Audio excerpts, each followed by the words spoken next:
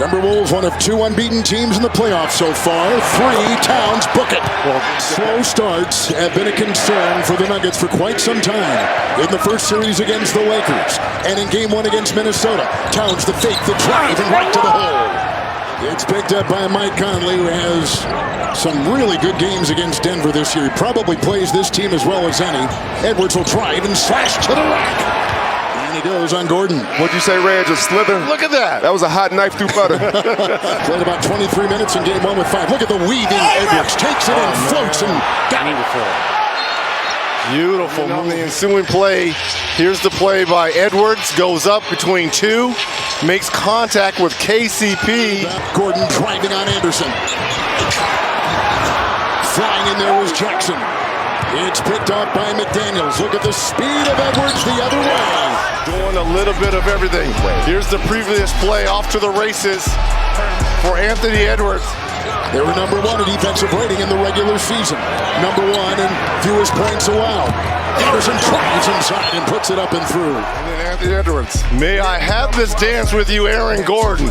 All the way. Alexander Walker gets it off to Anderson. Here's Edwards, and Anderson with the screen. Anderson gives it off to Edwards. Jokic has got 6. Look at this. Here we go again. With another turnover. Edwards the other way. Minnesota producing all the offense they want. Quick hands right there, throwing it ahead. Clear the runway. Anthony Edwards is coming through. Anderson, another offensive rebound. There goes Edwards, sidestepping and slow. Give him 11. But Edwards is the key, and 50-50 balls are going to Minnesota. They absolutely are, and Anthony getting to his office, about to go to work. Bumping, shoving, spinning, firing, double, get it! Being very, very patient. Told him to get out. Let me get my space. I know I work 9 to 5, but I work nights too.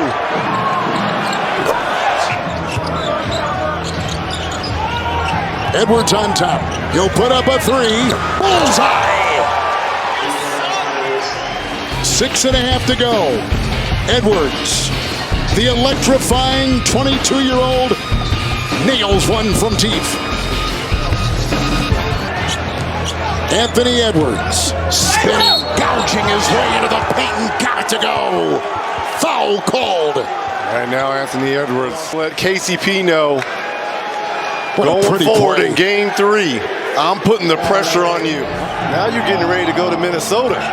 Edwards accelerates and takes it right down for 2. What did it take to kind of play the sort of defense that you guys were able to without your big man in the middle there? Team defense. We had to switch the game plan up a little bit.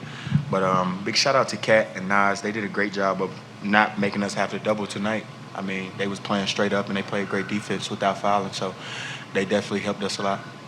You heard that. Yeah, you heard that. Finch was saying this was one of your guys' best games of kind of playing in tandem. Carl started, got the offense going, and kind of in the second half, like picking your spots. How has that kind of grown between the two of you of like knowing when to go?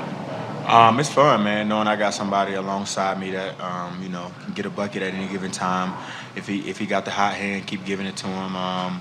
We both unselfish players. We don't care who night it is, whether if it's neither one of our nights. Nas or Jaden or Nikhil or Mike, it doesn't matter, man. In the playoffs, it's always a team win. A lot of teams come in, they take game 1, and the idea is like, well, okay, got the split, we're good to go back. And instead, you guys came out and just took this from the very start. What does that say about this team's approach to things, and what was the key to that tonight? Finch, do a great job of putting emphasis on. It's not about who win the first game. You want to win every game. So you don't want to split. You want to win 2 here and have home court advantage, and then try to win 2 at home. But I do want to just shout out Jay McDaniels, man, before I get out of here.